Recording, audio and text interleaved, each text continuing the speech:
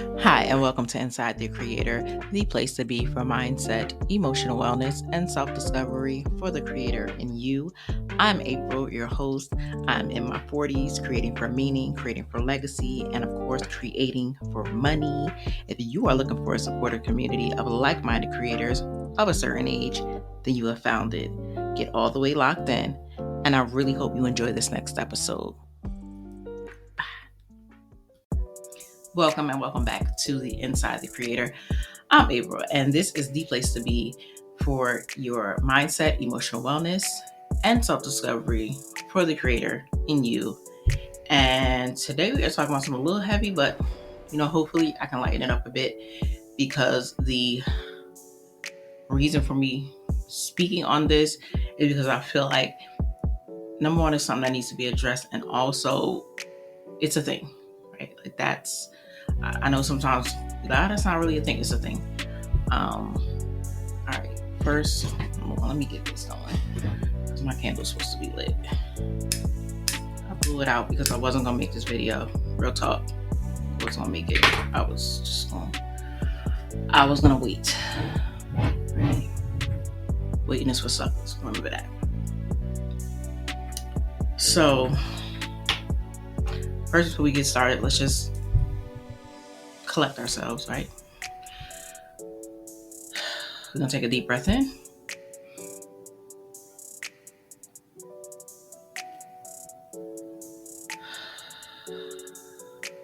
And let it out. Again, take a deep breath in and hold.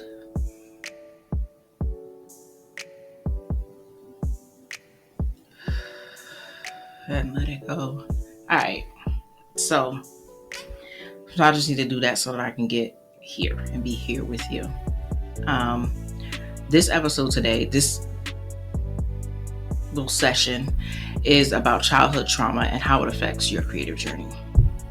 So the question, I believe, is how can childhood trauma affect your creative journey? That's going to be our big question for the day. And I do have some tips weaved in here, but it's kind of just, I'm going to share first, a childhood, something from my childhood that was kind of traumatic for me. And then I'll go into what I believe you need to work on, believe, put into your life to be able to be the creator that you want to be. So first, the story, right? Story time. When I was about 9-10 years old, my parents separated. That for me wasn't traumatic, right? My parents were together. I knew they were together, and then a lot of stuff happened, and then they were apart. And the reason why the marriage did not make it is because my dad was an addict. He was heavy into drugs. He was in the streets. He was not being the father, right? The husband that he was supposed to be, or I guess what my mother expected. And she tried, right? She did the, try to get him into rehab, try to do this. But if anybody know anything about the 80s and that whole, crack epidemic, yeah, he was part of that. And a lot of people's mothers and fathers were caught up in that situation. So they separated because of that. And again, it wasn't so much their separation, right? I wasn't that kid that was focused so much on their separation because I had also witnessed their interactions, and I was not comfortable with the aggression that he showed towards my mother. I wasn't comfortable with how he was like coming towards her and things of that nature. And I was like, I don't like him. I don't like this. I don't like them together. So for me, that was it. But for as far as the father-daughter relationship, he also bailed on that, right? And for me, it was very traumatic. it probably affected me from the time they separated till I was like 30 years old, literally, like no BS. And I experienced a lot of just self-esteem issues, just issues surrounding abandonment. Um, so we would call that daddy issues. And for a lot of women who had an absent dad, um, you can relate to having it where um, you you want to be the best you want to show up as the best you, but you feel like there's something missing. And that's how I felt that there was something missing. And I would watch him, and like it wasn't like he was completely gone, because we lived in the same neighborhood. Like we lived at his mom's house, my dad's mom's house, and then my mom moved into her own place, and with the kids, and he wasn't there, but around the neighborhood you can see him. Like I would see him. And I think a lot of the questions for me as a kid was like, well, how could you have children and just act like you don't, right? How could you have children, know that they have needs, and then act like that doesn't even matter? And that was confusing for me. And as I got older and older, I just had these, just like these self-esteem issues. I was like this tall and skinny girl, and my body image was crazy, and I was tall and skinny like him. So, it was weird, right? And just kind of dealing with all those emotional things, where if he had been there in the picture, like immediately, that probably would have been something that he could have just stomped out completely, right? But he wasn't there. So I tried to get that from men, and it definitely ain't there. And so those ups and downs in relationships with men, again, low self-esteem, low self-worth, you name it, just depression, anxiety, just all of the stuff behind just not having that stable household, and definitely not having that father figure to kind of provide that structure, that male, look, your first male role model that kind of helps you to helps you with your self-esteem, and always remind you of your specialness, your beauty, your whatever, right? So that was my experience, right? Like that, for the most part, right? It started with the abandonment, then it kind of trickled down into a bunch of other emotions, and just, a whole bunch of self-sabotage and all of that stuff. So again, that was my childhood trauma. Some people have loss, and and things like that. And I do think that it can affect you when you set out on this journey to say, I'm going to create stuff, I'm going to make stuff, I'm going to, get myself out of poverty, out of debt, I'm going to build a legacy, I'm going to, all this other stuff, I'm going to do all this stuff. And there is something inside you that's working against you, right? There's something inside you that's like pulling you away from that. And so I guess with speaking about how childhood trauma can affect your creative journey, I'll just come from an angle where, what do you need to be able to be a well-paid creator who's making stuff and creating a legacy and a lifestyle that you love? And the first thing that I have is that you're going to have to believe in your worth, right? You're going to have to believe that you're worthy. And low self-worth, it gets you caught into patterns of, I'm not good enough, I'm not good enough. And it's literally just a pattern. But if you think that you're not good enough, then by relation, you think what you create is just not good enough, right? And it's a pattern. And a lot of the times I see, especially with creators and dealing with those inner battles of worthiness, is that what we'll do is we'll start a thing, and the thing won't work, right? So then we'll go and we'll start another thing, and then that thing won't work. But the thing about that is, it's not that the thing doesn't work, right? We don't show up as our best selves to make it work, right? We don't give our all, because if you don't think you're good enough, you're not going to give your all. And that's the thing about worthiness and being in that pattern of I'm not good enough. You're going to continue to jump from thing to thing to thing, say that it doesn't work, and it's only not working because you're not working it. You're not working it. You're not working it, right? You're not showing up 100%. You're not giving your all. You're not showing up like you know this is going to work because you're you, right? Because you have your skill and your talents. You're not working it, so it's just not working, right? So you're going to have to believe in your worth.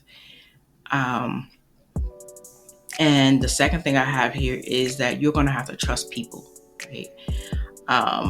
You're going to have to ask for help. That's like that comes in the form of asking for help, right? Delegating, letting other people do stuff that would be better suited for them, that they can do better than you, right? And collaborating, right? Having collaborative relationships so that you can grow your business or grow your thing or do the thing that you are trying to do.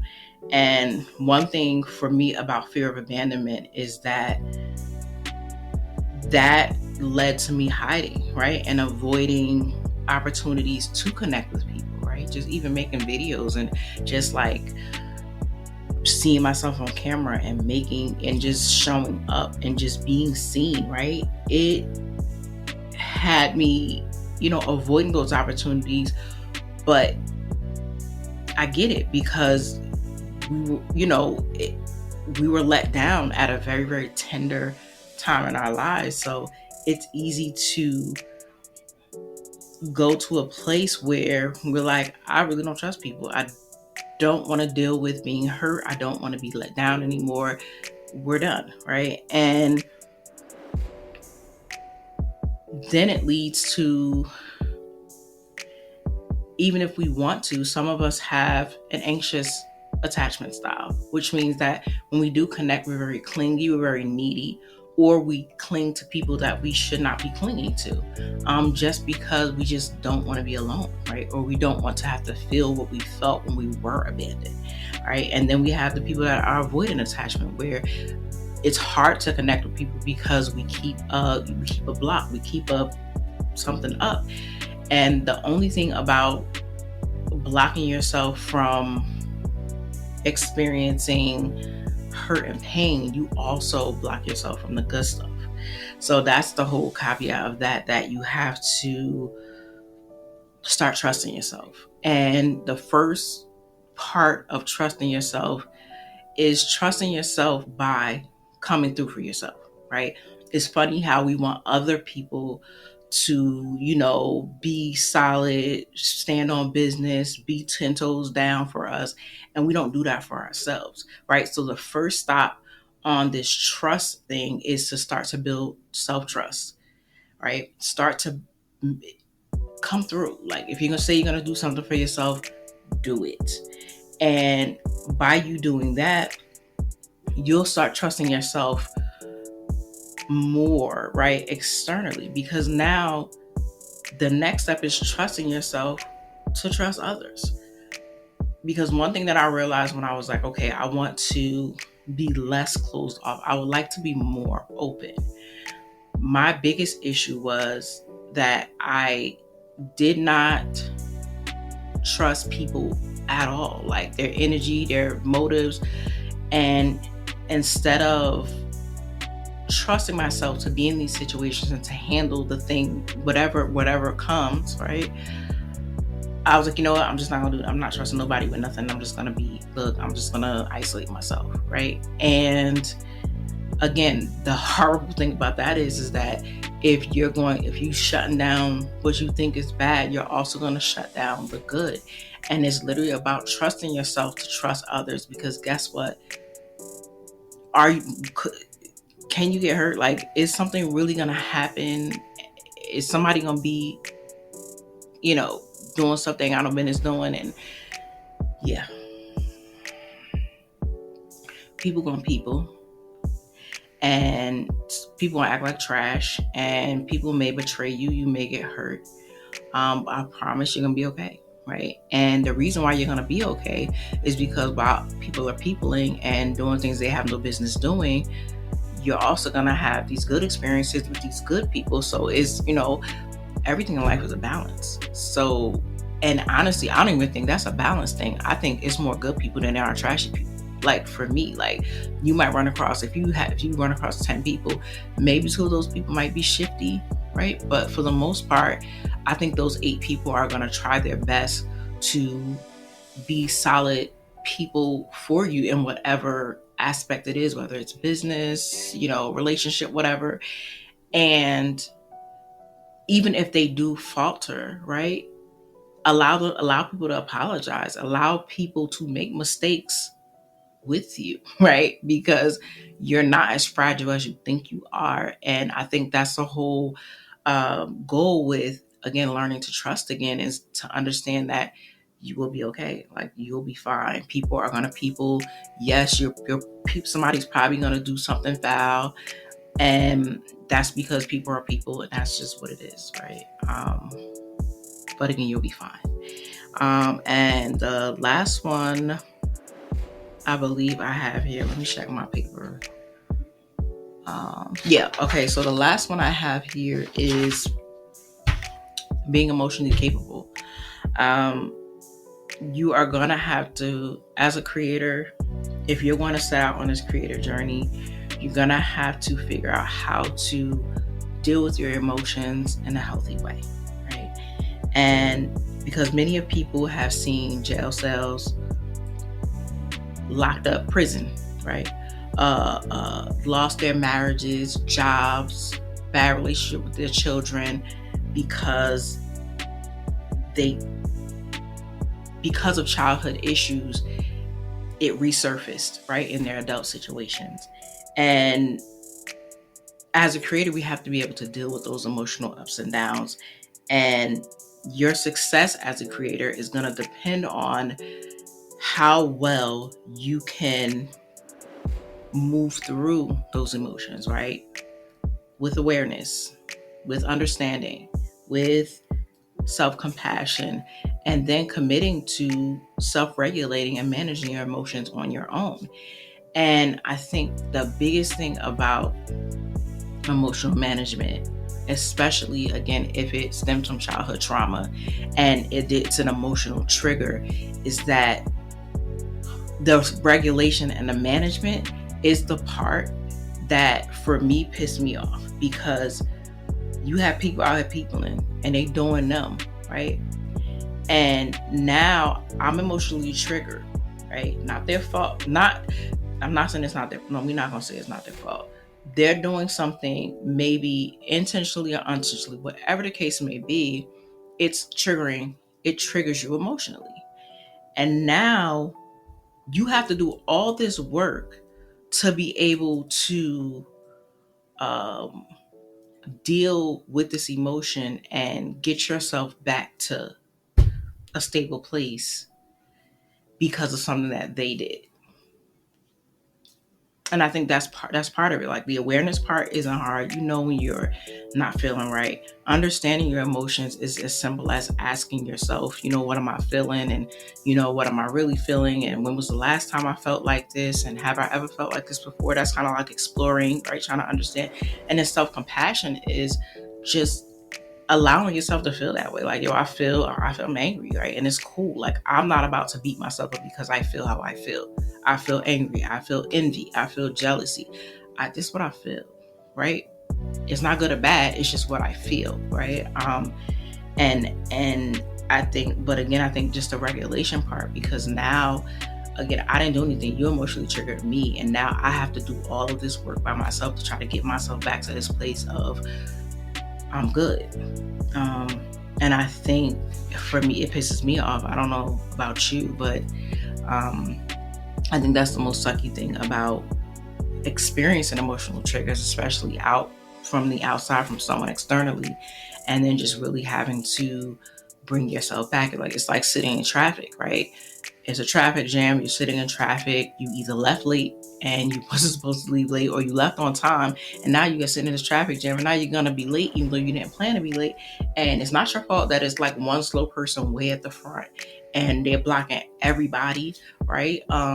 It's not your fault, right? But now you in your car steaming. So now you're sitting in your car dealing with something, being emotionally triggered by something that you had nothing to do with, and having to like pull yourself back and get yourself to a place where you have some sense of inner peace, right, about the situation.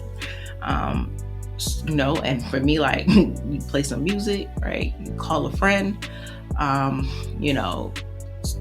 sing some music, listen to a book. If you're just in deadlock traffic jam, you can do a little meditation. There's ways to pull yourself back and to get yourself back into a place where you're feeling more peaceful and less vengeful.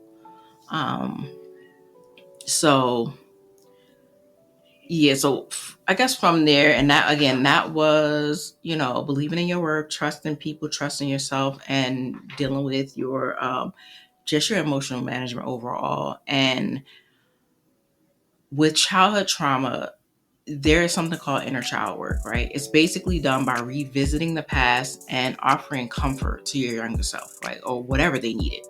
And it may be that your inner child needed someone to listen to them. Maybe they needed a shoulder to cry on, right? Maybe they needed someone to clap for them, to see them. Maybe they needed to be reminded how beautiful they are, right? And how awesome they are just because they're them, right? Like for no reason at all, just because you exist, you're awesome, right? So some kids, some of our inner children need to know that, right? And because as a creator, right, here's the thing, how many of us needed to hear that, right? That you as you are loved, right? Not because you got an A, not because you scored the big winning at the game, not because you're pretty, right? Just because you're here in the flesh, you're loved. Period. Full stop. Some of our inner children need to know that, right? And that's just because as a creator, you need to know that you're the juice and you're the squeeze right now, right? Before you even go creating anything, making anything, sharing yourself, doing all of this stuff, you don't have to do any of that to be loved and to be appreciated. Before all of that, you're it. You're loved, you're special, you're awesome. And that's the place usually where you can create from, right? That's where you should be creating from a wholeness of, I don't have to do anything to get anything. I'm whole right here, and I make the things I want to make. I create the things that I want to create, and I love what I make and I love what I create. And that's it, right? And that's what I think is important, right? With you guys, watching this video, just understand that you don't need to do anything, or be anything. Before you even put your hands on the thing and sculpt the thing or write the thing, you are already special. Create from that place where you don't need this thing to validate you. You don't need anything outside of you to validate you. You're it today, right? Right now, you're it. And I think that's all I had. I think that's all I have for today.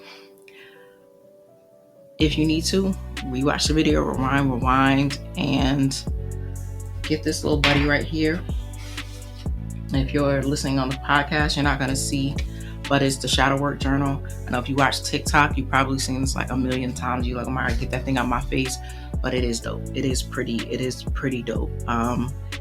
It has great questions in it, and I love great questions.